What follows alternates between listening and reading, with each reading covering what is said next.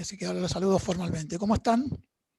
Como les decía recién Enrique de Gaby, vamos a dejar en principio el segundo bloque para trabajar ahí todo lo que tiene que ver con el práctico, con el foro, etcétera, etcétera. ¿Sí? Así hacen ellos tranquilos con ustedes las devoluciones. Mi interés ahora es, como les decía la semana pasada, retomar lo que quedó pendiente. Hola, buenas tardes, profesor. Hola, buenas tardes, mientras sigo admitiendo. Yo no escucho, o sea, lo escucho todo cortado. No te sé qué decir. Yo acá tengo buena señal, no me está diciendo que estamos con problemas. ¿El resto me escucha bien o me sigue escuchando cortado también? Yo te escucho. Se escucha bien.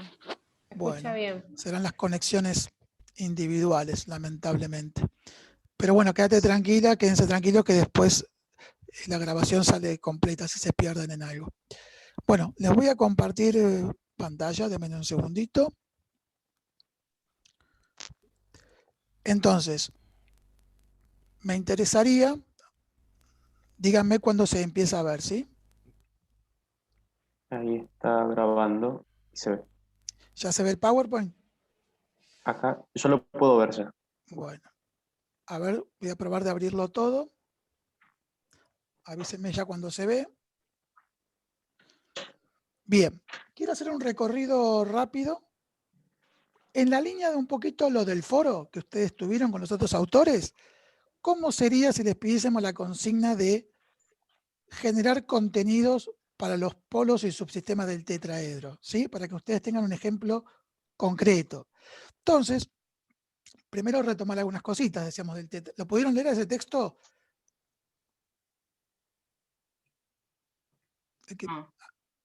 Sí, Abran, sí.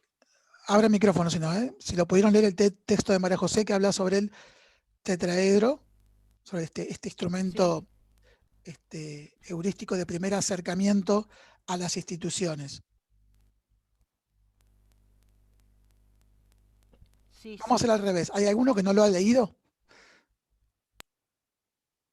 Bueno, para contestar, yo como veo pocas cámaras ahora, necesito que abran, para esto sí abran el micrófono, porque si no, o me contestan por el chat como quieran, porque si no, no los puedo ver. Pero bueno, voy a seguir avanzando, si no, pues no se nos va el tiempo.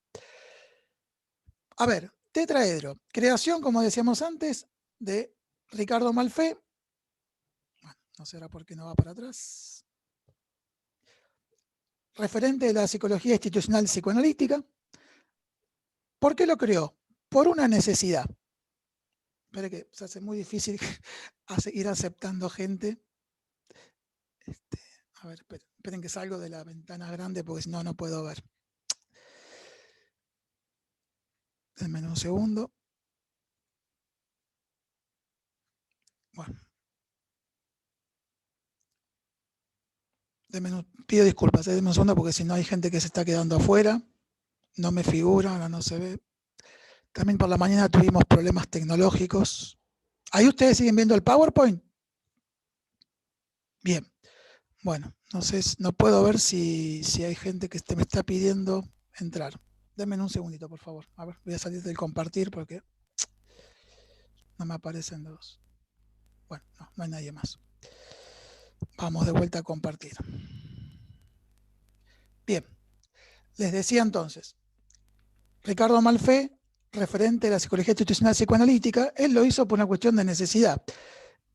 Cuando siempre decimos que la institución son objetos complejos, se dio cuenta que tenía que por lo menos operativamente, a fines operativos, concretos, ir viendo qué hacía con todo lo que registraba uno cuando se acerca al primer momento que decíamos que comparten todas las corrientes, que es la fase de investigación. ¿Sí? Entonces él inventó este instrumento que, si bien específicamente lo utiliza la psicología institucional psicoanalítica, nosotros lo retomamos porque les va a servir a ustedes también para ir ordenando los distintos elementos que aparecen en las entrevistas que luego les vamos a compartir. ¿Sí? Entonces yo les voy a decir cómo, por ejemplo, uno podría ir registrando en función de este tetraedro, que como decimos siempre, es meramente descriptivo. Acá podemos registrar tanto lo que tiene que ver con los testimonios que se dicen los entrevistados, lo que uno observa de una institución si uno la va a a ir in situ, o también, como decíamos, registrar informaciones pertinentes que uno destaque de documentos, ¿sí? Que pueden ser libros, sitios web, protocolos, reglamentaciones, normativas, ¿sí?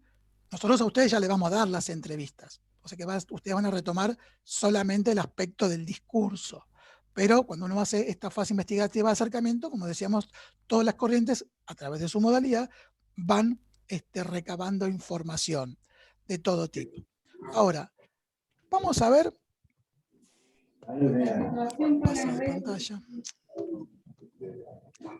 Este es el tetraedro, como decíamos la otra vez, decíamos esto que verlo como un prisma.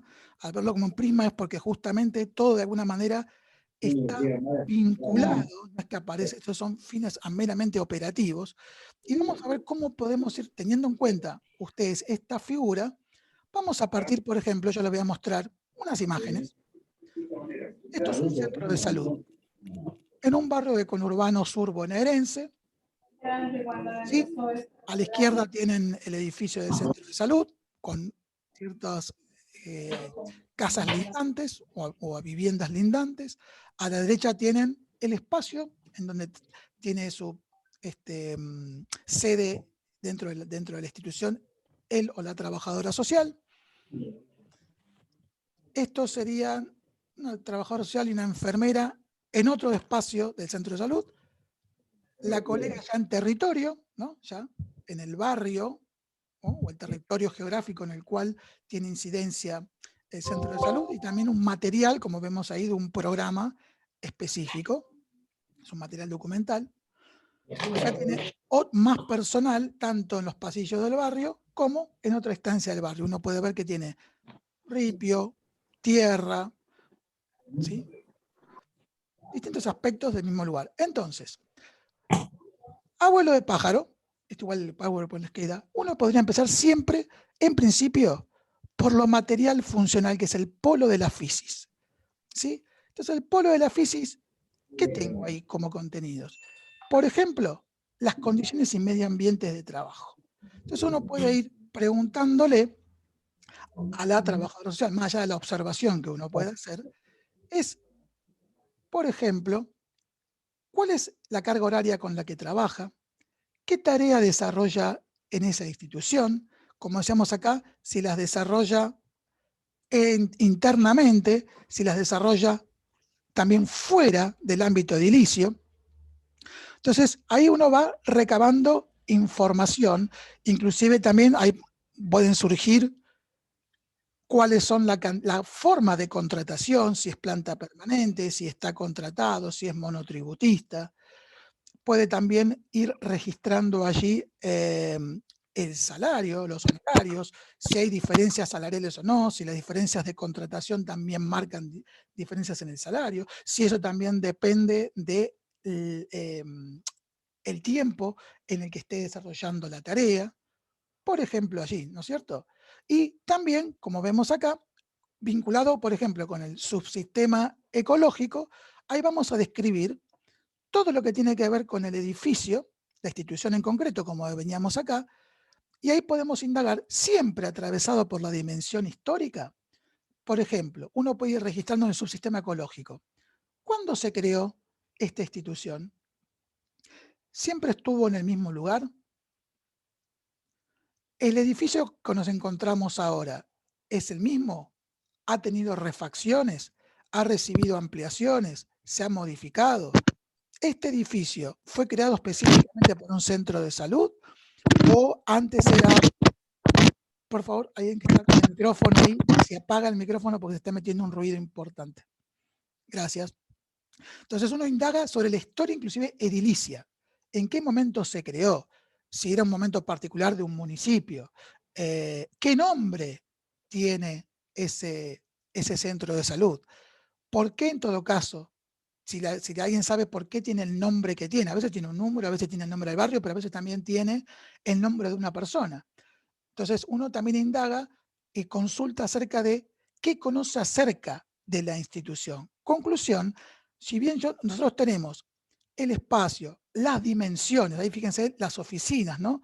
Cómo está constituido, cuáles son los materiales con los que está constituido ese edificio. Y ahí también después vamos a el otro subsistema, ¿no? Como decíamos, el subsistema tecnológico. Y ahí, por ejemplo, me encuentro con en qué materiales cuenta, con qué recursos para llevar a cabo su tarea. Puede ser específicamente telefonía, las formas de comunicación, si tiene internet, si tiene computadora, pero también como están acá los elementos de vestimenta adecuada, no solo para específicamente la pandemia, como está ocurriendo ahí, sino también qué elementos se utiliza en la vestimenta o no diariamente. Y no solo qué utiliza, sino quién los provee, si se los debe comprar o no el propio personal, o si los provee la institución que te convoca. Si fueron aportes, como ha pasado muchas veces, aportes de los propios vecinos. Entonces, el origen de los recursos concretos para llevar a cabo esa tarea. ¿Por qué? Y fíjense que acá, entonces empiezan a complicarse un poquito la cosa. El otro subsistema, que es el económico, nosotros podemos decir, tiene en las cuestiones tecnológicas, tiene la computadora, tiene la cuestión de la telefonía o no la tiene, tienen determinadas luminarias dentro de ese espacio. Ahora, también la distribución o el tamaño, las dimensiones de determinados ambientes. Entonces ahí nos colocamos después, ¿cuál es el presupuesto que maneja la institución? ¿Se destina algo a lo salarial, algo a reponer los costos y recursos que se utilizan diariamente?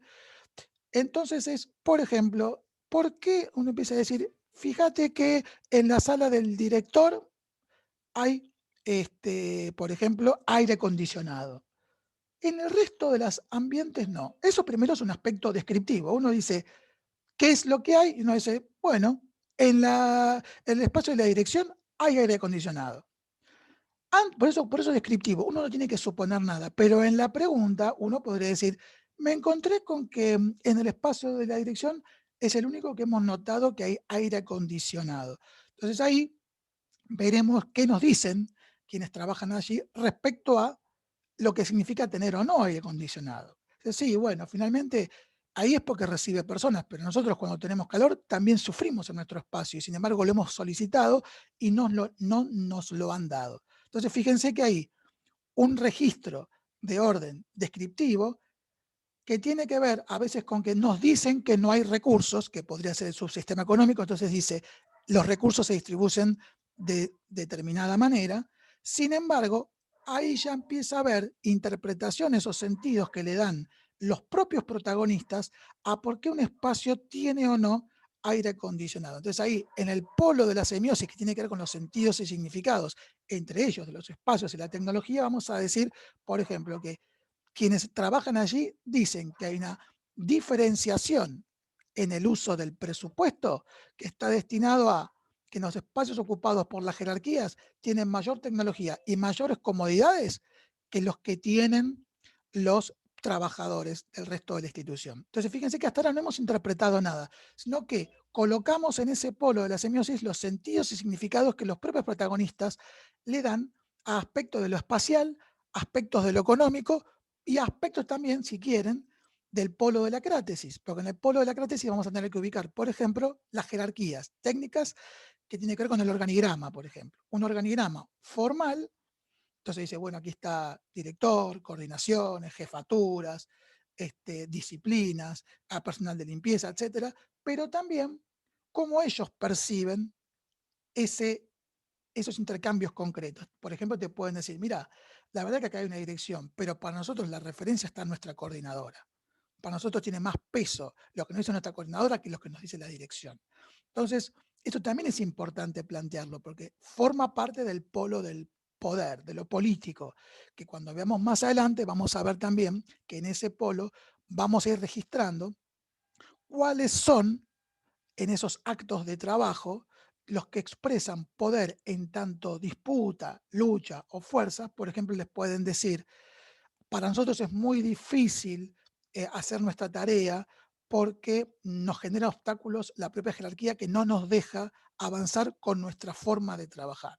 Bien, esa podrá ser, en todo caso, una lucha, una disputa que también se coloca en el aspecto, en el polo de la crátesis, pero también después veremos cuáles son los actos que los propios trabajadores intentan llevar a cabo, aún por ahí en el organigrama, debajo de las jerarquías, pero que más allá de eso intentan, a partir de sus ideales profesionales y sus saberes, poder llevar a cabo y en todo caso también disputar ese poder, o también a qué poder le vamos a dar importancia, en términos de Mendel, por ejemplo, al acto de trabajo en sí y no a la disputa de quién tiene más fuerza o no. ¿Sí? Eso lo vamos a ir viendo con más en el futuro. Pero quiero decir que ahí vamos registrando cómo se dan esos vínculos de disputa o lucha para llevar a cabo la tarea. Y fíjense que acá mencionaba, por ejemplo, en función de los saberes. Entonces, cuando yo hablo de los saberes profesionales, entonces el trabajo social nos cuenta qué formación tienen, qué métodos de intervención llevan a cabo en su tarea cotidiana, nos cuenta sobre su quehacer profesional, sobre sus logros, sobre sus dificultades, qué formación actualizada tiene o no. Ahí vamos al subsistema epistémico, que tiene que ver con los saberes concretos, que pueden ser tanto los académicos como los aprendidos inclusive en el territorio. Entonces lo que estamos haciendo es tratar de ordenar esa información, pero como decíamos, fíjense que acá el saber, por eso la cuestión del prisma, tiene también una explicación desde la propia gente que trabaja allí, en función de que esos saberes muchas veces son utilizados como argumentos para disputar espacios de poder en la jerarquía y que acepte en la discusión los pensamientos que tiene el equipo profesional, porque por ahí la jerarquía puede tener una idea sobre los objetivos de la institución, que está dado en el polo de la física, en las condiciones de trabajo, ¿no? En el quehacer de la institución, pero después puede haber distintas formas de querer llevarlo a cabo. Y la argumentación, por ejemplo, desde los saberes, desde la historia, de la experiencia y de la práctica, son argumentos que también pueden ser utilizados para poder imponer de alguna manera o modificar un instituido respecto a cómo se llevan acá a cabo las tareas desde la jerarquía. Entonces, eso lo está diciendo la propia gente, por eso digo, no estamos interpretando nosotros, pero ahí va cómo se empiezan a articular los subsistemas y polos. Lo importante es, lo que son los saberes, lo colocamos en el subsistema epistémico, pero van a adquirir un sentido o con otra relevancia cuando llegue a ver cómo esos saberes pueden ser utilizados para modificar una forma de trabajo, inclusive con las jerarquías. ¿Se entiende? Y, por ejemplo, recién hablaba de saberes que responden al ideal profesional. Y entonces ahí cuando uno habla de ideales, de una idea, de una disciplina, tiene que ver justamente con los procesos afectivos y aquello que aglutina a quienes trabajan allí en función de una idea en común. Entonces esa es la estructura libidinal, por ejemplo, de un sector como puede ser el trabajo social, que son aquellos ideales que, representados en esta institución, son los que les permiten sublimar y llevar a cabo su tarea allí, es decir, lograr lo que significa ser trabajador social en esa institución. Por eso, toda vez que una jerarquía, solamente por utilizar su poder jerárquico, pero sin argumentar, sin explicar, sin hacer devoluciones, obstaculiza o coarta el saber profesional, eso es también generador de frustración, porque no hay una explicación fundamentada, sino meramente una imposición jerárquica y de poderes. Entonces ahí la institución ya no permite o va generando obstáculos y conflictos para poder lograr ese ideal profesional. Entonces, ¿cómo se expresa esto? A veces con frustración, con enojos. Entonces ahí uno sí toma, es cómo te sentís vos en el trabajo. Y mira, a veces tengo días que estoy muy contento y hay veces que días estoy muy triste o muy frustrado. Entonces uno empieza a preguntar esas expresiones, pero ¿por qué? ¿Cuándo te sentís alegre? Y ahí cuando dicen alegre es cuando en general los profesionales pueden contar que han participado del proceso de trabajo, han obtenido logros que tienen que ver con los objetivos de la institución, pero también con los ideales profesionales, que tienen que ver con llevar a cabo, poner en esa institución la formación que uno está teniendo. Y eso produce gratificación y satisfacción. Y obviamente cuando esto está impedido, genera frustraciones. A veces el obstáculo lo genera la institución, a veces lo genera situaciones que ocurren en la práctica, ¿no? Por ejemplo, pónganle un abuso y bueno, no llegar a tiempo, no haber a veces está todo bien hecho y sin embargo no siempre resultados esperados. Entonces a veces es un impacto muy fuerte, donde a pesar de haber hecho todo bien, ha habido víctimas. Entonces, bueno, eso es, si la institución, eso tiene que ver con la naturaleza del trabajo. Entonces, es cómo vivencia esta gente, qué ha hecho frente a eso. La institución le provee recursos para que tengan una supervisión sobre su trabajo, está incluida en el presupuesto de la institución, o a partir de alguna situación empezó a tener supervisión ese trabajo de cotidiano profesional. Entonces ahí uno va viendo dónde ir incluyendo estos contenidos, meramente de manera operativa, pero después a la hora de hacer la interpretación, veremos qué autores, desde qué corrientes nos es útil y pertinente poder abordar esa información. ¿Sí? Y eso nos lo va dando también los entrevistados. Es lo que les decía recién. Yo puedo hablar de los saberes. Perfecto, ¿qué puedo decir? Bueno, acá hay determinados saberes que lo ponen en juego. Ahora, cuando noto que están disconformes, empezar a preguntar por qué. Entonces puede muchas veces decirnos que los saberes que poseen son subevaluados por la institución y les hacen hacer tareas muy por debajo de las competencias que tienen cada uno. Y eso produce apatía, aburrimiento, frustración, ganas de cambiar de trabajo. A veces también se nota a partir de las inasistencias. Empiezan a faltar, empiezan a llegar tarde, empiezan a manifestar, ya tengo ganas de tener vacaciones. Y esto muchas veces tiene que ver con otros aspectos que, como decíamos siempre, están ocultos y tendrá que ver con el tema del próximo contenido. ¿Sí? Entonces, fíjense que también esto tiene que ver siempre con la dimensión histórica, porque uno tiene que preguntar, ¿vos te sentiste siempre así?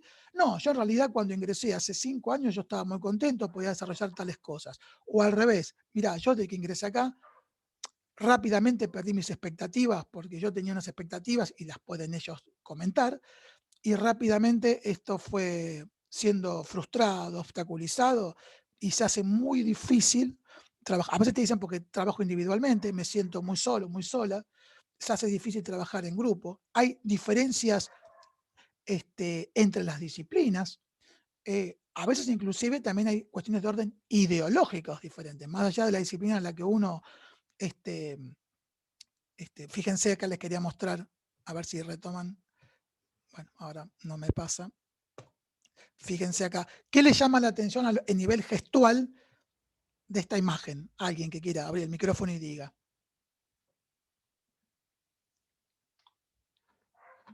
¿Qué gesto ven ahí? La B de Victoria, la foto de la La izquierda. B. La B de Victoria. La B de la victoria. Yo ahí diría que yo veo 2 dedos en B. Bueno, Eso de la B de la victoria ya supone una interpretación que puede ser bastante certera, pero no lo sabemos. Entonces, ¿qué harían ustedes si con esa misma persona revisan la foto? ¿Qué preguntarían? si se ¿Qué la siente motivó? Si se siente identificada con alguna organización, partido político, ¿qué Yo la iría a la motivó a hacer pregunta eso en más la básica que foto? hicieron ¿Qué antes. significa? Exactamente. Esto de ¿qué te motivó a hacer ese gesto? ¿O qué significa ese gesto que estás haciendo? ¿Por qué? Porque la idea es vaciarnos de los presupuestos o en todo caso dejarlos de lado para hacer la pregunta, para ratificar o rectificar la idea que teníamos. Pero aparte porque nos perderíamos de mucho si no le preguntamos. Por ejemplo, yo digo, bueno, acá claramente hay en la foto que vemos, alguien del personal, que puede ser la enfermera, ponerle que lo sepamos, es la enfermera, hace un gesto frente a la fotografía que se le saca, dando cuenta de su pertenencia político-partidaria. Bueno, puede ser así, puede ser que no, pero sea como sea, también estamos perdiendo el contenido que le da ella a ese gesto. Entonces, ¿por qué? Porque por ahí uno le pregunta, pónganle, se llama Carmen. Carmen, ¿por qué hiciste ese gesto? Y en realidad sabe por qué, porque yo le debo mucho a este centro de salud. Yo nací en este barrio.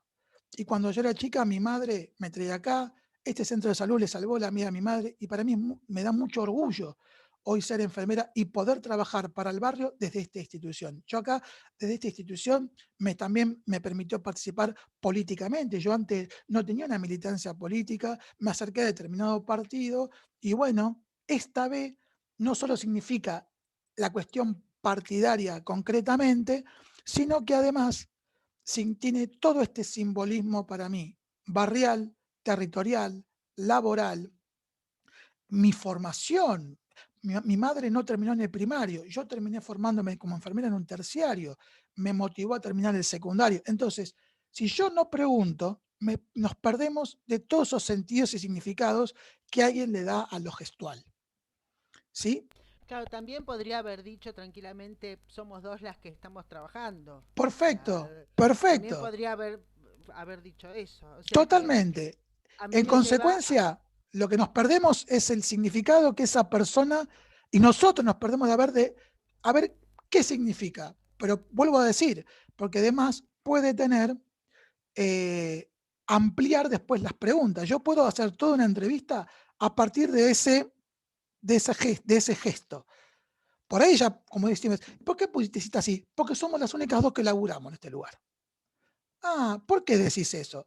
Y ahí otra vez, porque acá la mitad se rasca, la mitad falta, acá cambió mucho personal, la gente la pasa mal y renuncia. Fíjense que solo a partir de esa pregunta, de ese gesto, ya puedo hacer toda una entrevista en profundidad y seguir ubicando el material en ese tetraedro. Me va a hablar de las condiciones de trabajo, me va a hablar de la historia del trabajo allí, me está diciendo su propia historia y cómo ingresó a la institución, me está hablando de su cuestión ideológica, pero también de su disciplina, digo, si uno sigue preguntando, ¿no?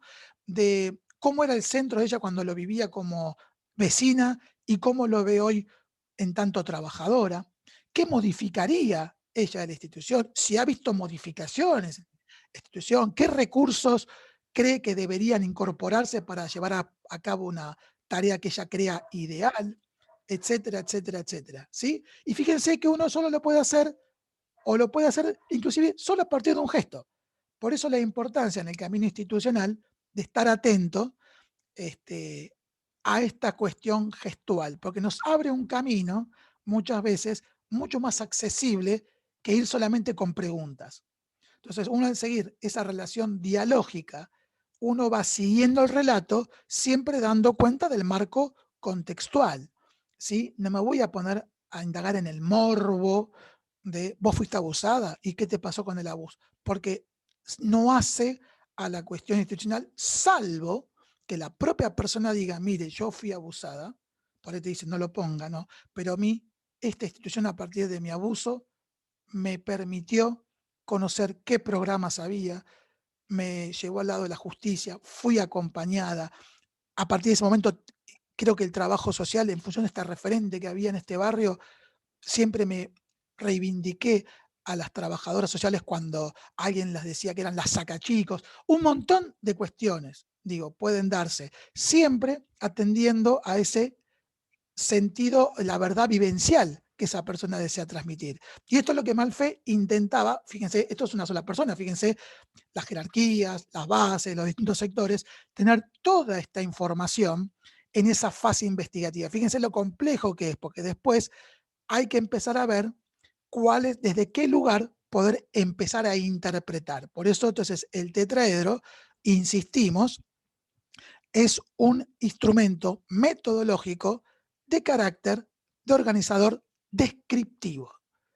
Después veremos de esos contenidos, claramente, como ya vamos viendo, que se van articulando. Pero ¿qué pongo entonces? Acá pongo lo del espacio, pero acá también me está diciendo que algunos no quieren ni siquiera estar en ese espacio. Bueno, primero lo describo en la cuestión ecológica, pero después en el polo de la semiosis voy a poder poner cuál es el sentido que la gente le da a los espacios. ¿Por qué? Yo la verdad, por ejemplo, ¿no? Decíamos acá, che, la verdad que la oficina, uno diría de afuera, esta oficinita es chica, mirá, está sucio la pared, mirá qué vista, a ladrillos ahí, qué sé yo. Yo, bueno, ¿sabes qué? Pero a mí la historia me dice que acá trabajó la creadora del servicio social, una referente muy querida en el barrio. Y yo aprendí con ella. Ella me enseñó mucho de este trabajo territorial. Y para mí es un orgullo. Me da mucho placer estar hoy en esa oficina que yo compartí con ella y que hoy yo soy la jefa habiendo estado. Además, ¿sabes qué? Esta oficina está atrás de todo. Y yo cito gente a partir de las 12 porque acá da privacidad, da intimidad y evito que la gente que está pasando una mala situación esté de 8 a 11, que es cuando el centro de salud más se mueve. Y en el caso de que haya gente, yo puedo hacerla pasar hasta el fondo y tener un espacio de tranquilidad. Quizás hay otro espacio que sea más cómodo, pero es más pertinente para llevar a cabo mi práctica. Y con el tiempo he logrado que haya más iluminación, tenga por ejemplo, pónganle acá hay una ventanita de 50 por 50, he logrado que coloquen una ventana, tenemos mejor luz natural. Entonces, fíjense, siempre es el sentido que le dan cada uno de esos espacios para ser tomados, o los espacios que tienen estas fantasmáticas de los espacios, por ejemplo, no, yo acá no quiero trabajar porque acá se suicidó un trabajador, yo la verdad que este espacio no lo quiere agarrar nadie. Entonces uno ve, che, qué loco, este espacio está genial, está libre y nadie lo toma. Bueno, hay que ver qué carga simbólica tiene para la gente esos espacios. Por ahí para gente que tiene mucha historia, tiene un peso distinto que alguien que entra por primera vez a la institución, donde no tiene esa carga, por ahí de un compañero que no está más, que pasó algo allí en particular, etcétera, etcétera, etcétera, ¿sí? Entonces, por eso siempre es, si bien yo registro algo de lo espacial, de lo ecológico, cuando voy al polo de la semiosis, ubico los sentidos. Esto también lo vamos a abordar mucho con Malfé más adelante, cuando hablemos del espacio institucional habla. ¿Sí? Tiene que ver con los lugares malditos o con los lugares sagrados de esa institución.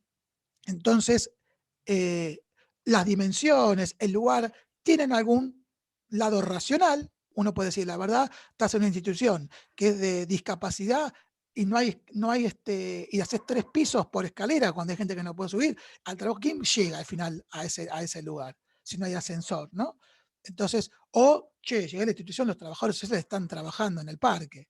Bueno, quizás una institución de discapacidad o con capacidades especiales que justo se cortó la luz ese día, y entonces, como están en un tercer piso por ascensor, las colegas decidieron bajar hacia trabajar. ¿Esto qué quiere decir? El compromiso con la tarea es que por una situación en particular, las colegas deciden modificar su espacio para que la gente que tiene discapacidad motriz, por ejemplo, que no puede subir escaleras, pueda ser atendida igual.